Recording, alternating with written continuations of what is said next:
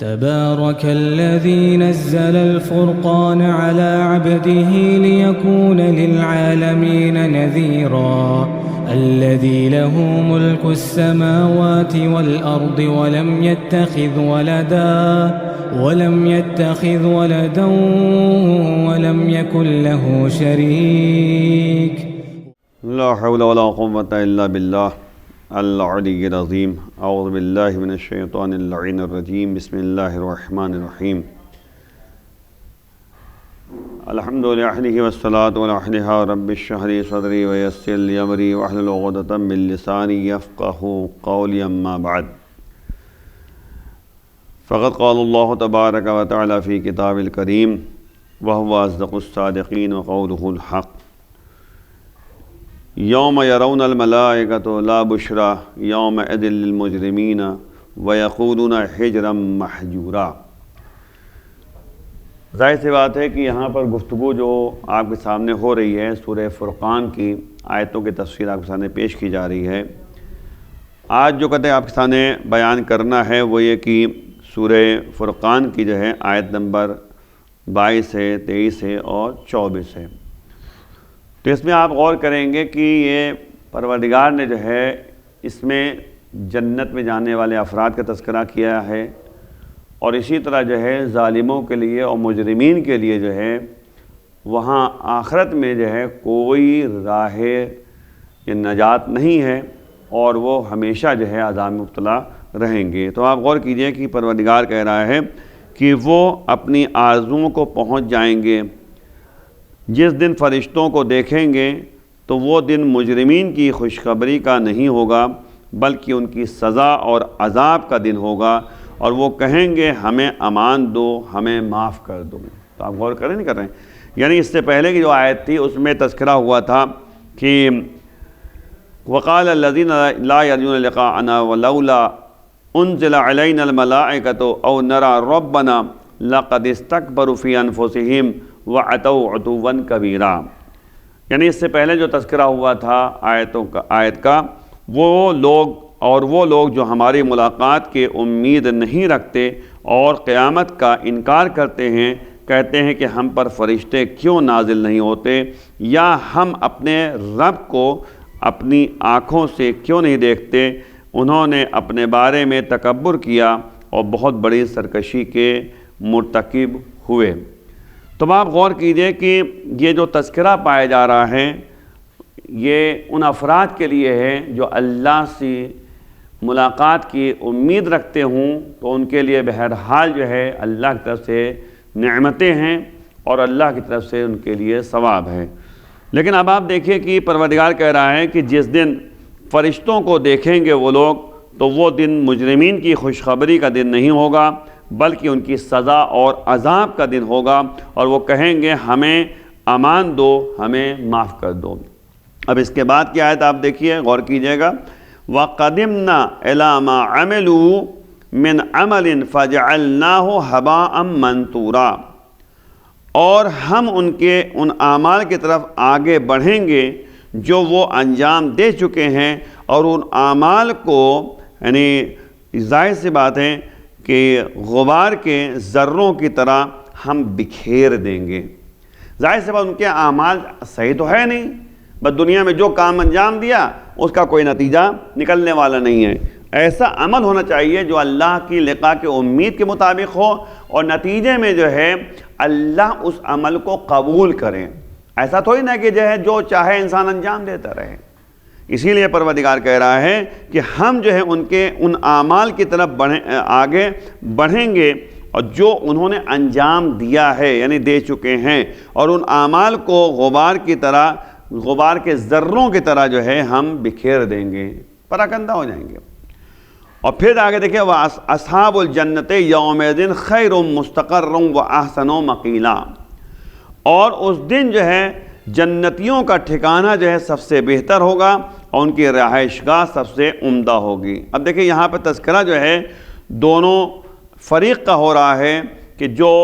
افراد جو ہے جنت میں جائیں گے، جو افراد جہنم میں جائیں گے، ان سب کا تذکرہ یہاں پہ کیا جا رہا ہے. جو افراد جو ہے اہل جہنم ہوں گے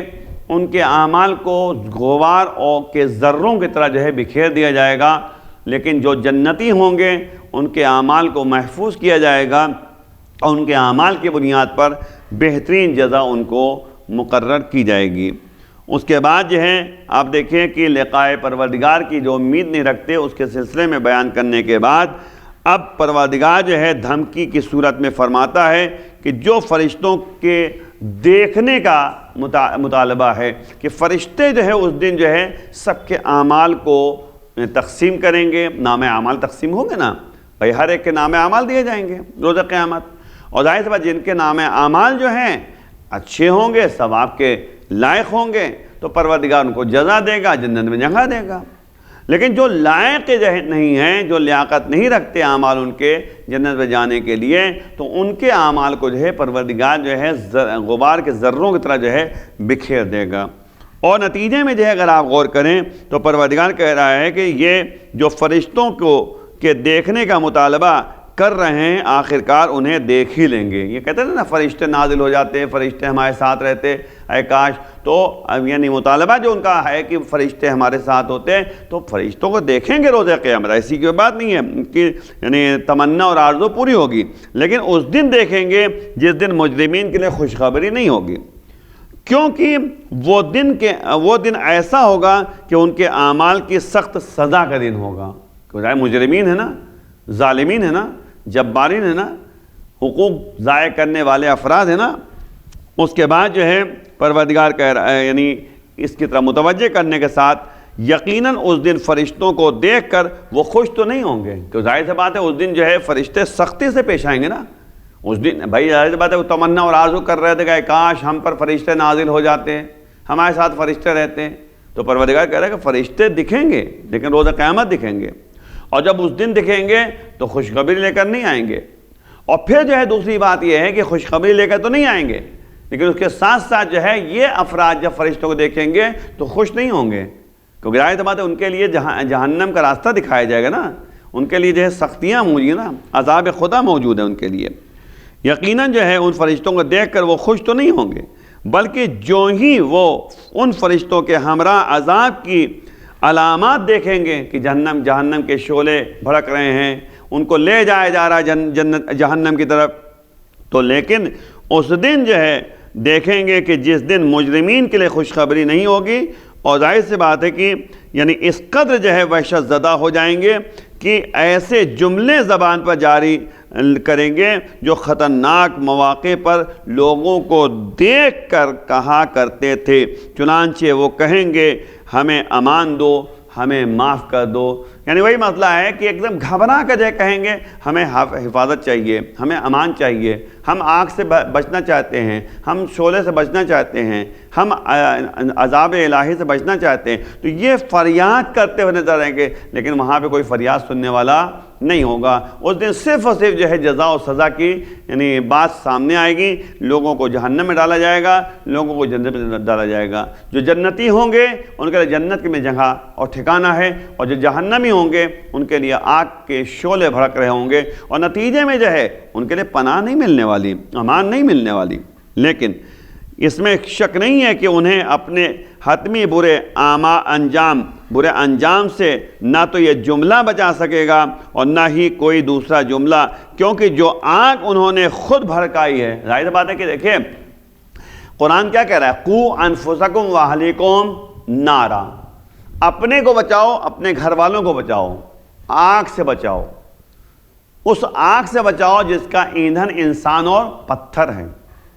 یہ آگ کے شعلے خود بھڑکایا ہے انسان نے، یہ آگ کے شعلے جو ہے انسان نے خود ہی جو ہے آمادہ کیا ہے اپنے اعمال کے ذریعے، اپنے کردار کے ذریعے، اور اس کے بعد جو ہے ظاہر سی بات ہے کہ یعنی خود بھڑکائی ہے، اور وہ انہیں ہر صورت میں اپنی طرف کھینچ لے گی۔ اور ظاہر سی بات پہلے بھی بتا چکے آپ کو کہ آگ جو ہے جب سمجھ جائے گی آگ کہ یہ ہمارے پاس آنے والا ہے، تو وہ فوراً تیار آگ رہتی ہے اور اپنی طرف جو ہے کھینچ لے گی، اور جن برائیوں کا وہ دنیا میں مرتکب ہو چکے ہیں وہ مجسم ہو کر ان کے سامنے آ جائیں گے، اور خود جو اعمال انجام دیا ہے وہ ان کے لیے جو ہے بہرحال جو ہے ایک طریقے سے یعنی نمودار ہو جائے گا، اور پتہ چل جائے گا کون سا عمل ایسا تھا جس کی بنیاد پر ان کو جہنم میں ڈالا جا رہا ہے،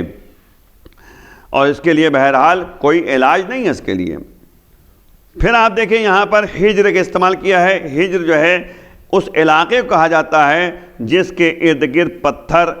چن دیے جائیں اور اس طرح سے کہ اس کی حد بندی کر دی جائے کہ اس حدود میں کوئی شخص داخل نہ ہو سکے۔ ہجر اسماعیل کہتے نہیں ہیں، ہجر اسماعیل کو جو ہے اس لیے ہجر کہا جاتا ہے کیونکہ اس کے ارد گرد جو ہے دیوار بنا کر باقی جگہ سے اسے علیحدہ کر دیا گیا ہے۔ عقل کو بھی ہجر کہتے ہیں کیونکہ انسان کو غلط کاموں سے عقل روکتی ہے۔ اسی لیے جو ہے سورہ فجر کی آیت نمبر 5 میں یہ بات پائی جاتی ہے کہ جو تذکرہ پایا جاتا ہے کہ حل فی ذالک قسم لذی ہجر، کیا ان باتوں میں صاحبان عقل کے لیے قانے کرنے والی قسم ہے؟ نیز قوم صالح کو اصحاب ہجر کہا گیا ہے، جیسا کہ قرآن مجید میں سورہ ہجر آیت نمبر 80 میں ہے، کیونکہ وہ پہاڑوں کے اندر اپنی رہائش کے لیے پتھروں کے بہت ہی پختہ مکانات تلاش کر ان میں محفوظ ہو جایا کرتے تھے۔ یہ تو تھا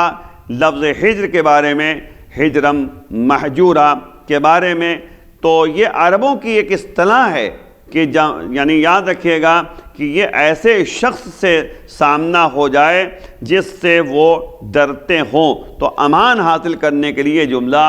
کہتے ہیں۔ یہ بہرحال ایک کہاوت ہے عرب میں کہ ہجر محجورہ کہتے ہیں کہ جب کسی چیز سے ڈرتا ہے انسان، خوف زدہ ہوتا ہے، تو یہ جملہ استعمال کر کے مدد طلب کرتا ہے کہ ہماری مدد کرو، ہماری مدد کرو، ہم پناہ مانگتے ہیں، ہمیں امان چاہیے۔ تو وہی مسئلہ ہے کہ امان حاصل کرنے کے لیے جملہ کہتے ہیں۔ خصوصاً عربوں میں یہ رسم تھی کہ جن حرمت والے مہینوں میں جنگ ممنوع ہوتی تھی، جنگ روک دی جاتی تھی، جنگ منع ہے، اگر کسی شخص کا سامنا کسی ایسے شخص سے ہو جاتا جس کے متعلق یہ احتمال ہوتا کہ شاید یہ شخص حرمت کی پابندی کو توڑ کر جنگ کا آغاز کر دے گا اور اس طرح سے دوسرے فریق کو جو ہے بہرحال صدمہ پہنچا ہوگا، تو دوسرا فریق یہی جملہ زبان پر لاتا تھا تو اسے امان دے دی جاتی تھی، ہجر محجورہ، کیونکہ ظاہر سی بات ہے کہ وہ اس مہینے میں جس مہینے میں جو ہے جنگ نہیں ہو سکتی تھی، منع تھی جنگ کرنا۔ اس طرح سے ہر قسم کی وحشت اور پریشانی اور اضطراب دور ہو جاتا۔ بنابراین ہجر محجورن کا معنی یہاں پر یہ معنی ہوگا کہ میں اپنی امان چاہتا ہوں جس میں کوئی تبدیلی نہ ہو۔ جو کچھ ہم اوپر بیان کر چکے ہیں اس سے یہ بات بھی واضح ہو جاتی ہے کہ ہجر محجورہ کا یہ جملہ کہنے والے گنہگار جہنمی لوگ ہوں گے۔ ظاہر سی بات ہے کہ جو انسان جو ہے یعنی گنہگار ہوگا، اللہ کی مخالفت کیے ہوگا اور مجرمین میں سے ہوگا، وہی یہ جملہ کہتا ہوا نظر آئے گا کہ ہمیں آگ سے پناہ چاہیے، ہمیں عذاب سے پناہ چاہیے، ہم جو ہے بچنا چاہتے ہیں، لیکن وہاں پہ جو ہے کوئی سنوائی نہیں ہوگی اور ظاہر سی بات ہے کہ تبدیلی کا کوئی موقع نہیں ہے۔ اور آیت میں موجود افعال کے مناسبت جملے کا تاریخی سفر اور عربوں کا اس کا استعمال بھی اسی بات کا تقاضے مند ہے۔ ہر چند کی بعض لوگوں نے یہ احتمال بھی ظاہر کیا ہے کہ ایسا کہنے والے فرشتے ہوں گے جن کا مقصد جو ہے مشرکین کو رحمت الہی سے محروم کرنا ہوگا۔ بعض لوگوں نے یہ بھی کہا ہے کہ یہ بات کہنے والے مجرم لوگ ہی ہوں گے جو ایک جملے سے ہجر محجورہ کہیں گے، لیکن بہتر اور ظاہر وہی پہلا معنی ہے جسے بہت سے مفسرین نے بھی اختیار کیا ہے یا پھر اسے اولین تفسیر کے نام سے یاد کیا گیا۔ بہرحال جو ہے رہی یہ بات کہ مجرمین کس دن جو ہے فرشتوں سے ایسی ملاقات کریں گے، تو مفسرین نے اس بارے میں دو باتیں ظاہر کی ہیں۔ بعض کہتے ہیں کہ وہ موت کا دن ہوگا جب فرشتے ان کے سامنے آئیں گے، جب وہ موت کے فرشتے کو دیکھیں گے، جیسا کہ سورہ انعام کی آیت نمبر 92 میں ہے کہ اگر تم ظالموں کو دیکھو کہ جب وہ موت کی موجوں میں پھنسے ہوئے ہوں اور موت کے فرشتے اپنے ہاتھ پھیلائے ان سے کہہ رہے ہوں گے کہ نکالو اپنی جانیں، تو بعض مفسرین نے جو ہے اس دن سے مراد جو ہے قیامت کا دن لیا ہے۔ یعنی بعض نے کہا کہ جب موت واقع ہوگی، فرشتہ موت آئے گا، ملک الموت آئیں گے، تب یہ مراد ہے، تب یہ جو ہے فرشتوں کو دیکھیں گے، تب فرشتوں سے ملاقات کریں گے۔ اور بعد نے کہا کہ نہیں، روز قیامت جو ہے کہتے کہ وہی روز قیامت مراد ہے کہ جس دن فرشتے جو ہیں ان کو نام اعمال دیں گے اور ان کے اعمال کی سزا جو ہے ان کو سنائیں گے۔ تو وہ بہرحال جو ہے وہاں پر دو طریقے سے مراد لیا، ہجرت مہجورہ سے مراد جو ہے جب فرشتے جو ہے ان سے ملاقات کریں گے تو ظاہر سی بات ہے تمنا جو کرتے تھے وہ تمنا ان کی پوری ہوگی، لیکن جو ہے کبھی بعض مفسرین کہا کہ وہ موت جب واقع ہوگی تب کہتے ملاقات کریں گے، بعض نے کہا نہیں، قیامت دن ملاقات کریں گے جب نام اعمال تقسیم کیے جائے۔ آیات میں قیامت کے ذکر کے پیش نظر اور خاص کر جو ہے یوم الدین کے جملے کو مد نظر رکھتے ہوئے جو ہے یہ فیصلہ کیا سکتا ہے کہ اس دن سے مراد جو ہے وہی قیامت کا دن ہوگا، مراد وہی قیامت دن ہوگا۔ آیت کے مفہوم سے زیادہ نزدیک ہے کہ یعنی قیامت دن مراد دیا جائے کہ اس دن جو ہے فرشتوں سے ملاقات کریں گے۔ بعد والی آیت آخرت میں مجرمین کے اعمال کی کیفیت کو مجسم کر کے کہتی ہے کہ ہم ان کے اعمال کی طرف آگے بڑھیں گے، یعنی ان کے اعمال کو مجسم کر دیا، تجسم اعمال مجسم کر دیا تاکہ لوگ دیکھیں کہ کس وجہ سے ان کو جہنم میں ڈالا جا رہا ہے، جو وہ انجام دے چکے ہوں گے، اور ان اعمال کو غبار کے ذروں کی طرح جو ہے ہوا میں بکھیر دیں گے۔ اللہ جو ہے کہہ رہا کہ ہم اس کو پراکندہ کر دیں گے، جو اعمال ان کے ہیں اس کو ہم جو ہے ہوا کی طرح اڑا دیں گے تاکہ سب سمجھ جائیں کہ ان کے اعمال کی کوئی ویلو اور کوئی اہمیت نہیں ہے۔ اب آپ دیکھیے کہ یہاں پر جو یعنی لغت میں جو ہے باتیں پائی جاتی ہیں کہ عمل سے مراد جو ہے ہر وہ کام ہے جو ارادے کے ساتھ انجام دیا جاتا ہے، لیکن جو ہے یہاں پر غور کرنے کی بات ہے کہ فعل کا معنی جو ہے عام ہے، خواہ وہ ارادے سے انجام پائے یا بغیر ارادے کے، یعنی عمل ارادی کام کا نام ہے اور فعل جو ہے ارادی اور غیر ارادی دونوں کا نام ہے۔ یعنی اگر یہاں پہ عمل کا لفظ استعمال کیا گیا ہے تو عمل سے مراد جو ہے ارادتاً کوئی کام انجام دیں، اور فعل جو ہے کبھی کبھی ہوتا ہے کہ انسان ارادے سے انجام دیتا ہے اور کبھی کبھی ہوتا ہے بغیر ارادے کے انجام دیتا ہے، دونوں چیز شامل ہے اس کے اندر۔ تو اب ظاہر ہے ارادی اور غیر ارادی دونوں ہے اس میں۔ قدمنا جو ہے قدوم سے ہے، جس کا معنی جو ہے وارد ہونا ہے یا کسی چیز کی تلاش میں نکلنا ہے۔ یہاں پر موضوع کے یقینی جو ہے اور تاکیدی ہونے پر دلیل ہے، یعنی یہ بات مسلم اور یقینی ہے کہ انہوں نے جو اعمال بھی اپنے ارادے اور اختیار سے انجام دیے ہیں، خواہ وہ ظاہراً کار خیر ہی کیوں نہ ہو، ان کے کفر اور شرک کی وجہ سے ہم ان کے تمام ان اعمال کو غبار کے ذروں کی طرح جو ہے ہم بکھیر دیں گے ہوا میں۔ تو یاد رکھیے گا کہ سب سے بڑی بات یہ ہے کہ بہت سے لوگ جو ہیں ایسے ہیں کہ جو نیک عمل انجام دیتے ہیں لیکن کفر کی بنیاد پر، شرک کی بنیاد پر۔ تو کوئی بھی اگر جو ہے انسان بغیر عقیدے سے کوئی عمل انجام دے، یہاں پہ مراد یہی ہے کہ ایمان کے ساتھ کوئی عمل انجام پائے گا تو قابل قبول ہے۔ جس طرح سے میں نے آیت پڑھی تھی آپ کے سامنے، ان الذین آمنوا وعملوا الصالحات یہدیہم ربہم بایمانہم، بے شک وہ افراد جو اہل ایمان میں سے ہیں اور اعمال صالحہ انجام دیتے ہیں، اللہ ان کے ایمان ہی کی وجہ سے ان کی ہدایت کا راستہ دکھاتا ہے ان کو۔ تو یہاں پہ ایمان کا مرحلہ پہلے ہے، پھر اعمال صالحہ کا مرحلہ ہے۔ والعصر ان الانسان لفی خسر الا الذین آمنوا وعملوا الصالحات، قسم ہے عصر کی بے شک انسان گھاٹے میں ہے مگر جو افراد جو ہے اہل ایمان میں سے اور اعمال صالحہ انجام دیتے ہیں۔ تو ایمان کے ساتھ اعمال صالحہ کی اہمیت ہے، ایمان کے ساتھ اچھے اعمال کی اہمیت ہے۔ یہ مطلب تھوڑی نہ کہ انسان کفر کی حالت میں کوئی نیک عمل انجام دے تو وہ قابل قبول نہیں۔ اللہ پہلے عقیدے کو دیکھے گا، عقیدہ مضبوط ہے، معرفت ہے نہیں ہے، شناخت ہے نہیں ہے۔ جب تک اصول دین کے بارے میں عقیدہ مکمل نہیں ہوگا اعمال کی کوئی اہمیت نہیں ہوگی۔ پہلے جو ہے عمل انجام دے، اور اسی لیے میں ایک جملہ کہہ کے بات کو ختم کر رہا ہوں کہ یہ ویسے ہی ہے جیسے ایک درخت ہے نا، تو درخت کی جڑیں ہوتی ہیں اور شاخیں ہوتی ہیں۔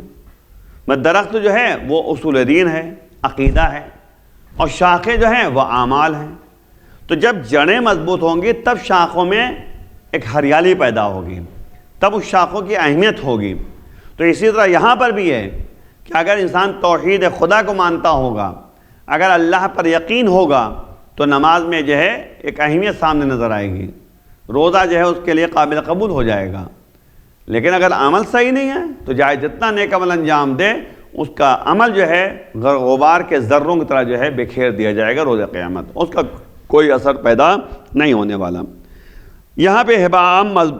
منصورہ کہا ہے، یعنی ایسا غبار کی طرح ہوگا کہ جو یعنی پھیلا دیا جائے گا، یعنی ہوا میں یعنی نشر کر دیا جائے گا۔ تو اس لیے جو ہے ہمیں آخر میں یہی سوچنا ہے کہ ہر اس عمل کی اہمیت ہے جو اللہ نے انسان کو واجب اور یعنی حلال قرار دیا ہے، تاکہ اس کے ذریعے انسان اپنے اعمال کو مضبوط کر سکے، اچھے اعمال کو انجام دے اور حرام چیزوں سے پرہیز کرے۔ وآخر دعوانا الحمدللہ رب العالمین، والسلام علیکم ورحمۃ اللہ وبرکاتہ۔ پروردگار بحق زہرہ و بیہ و بال و منیہ ہم سب کے گناہوں کو معاف فرما، امام کے آوان انصار میں شمار فرما، امام کے ظہور میں تعجیل فرما۔ وآخر دعوانا الحمدللہ رب العالمین، والسلام علیکم ورحمۃ اللہ۔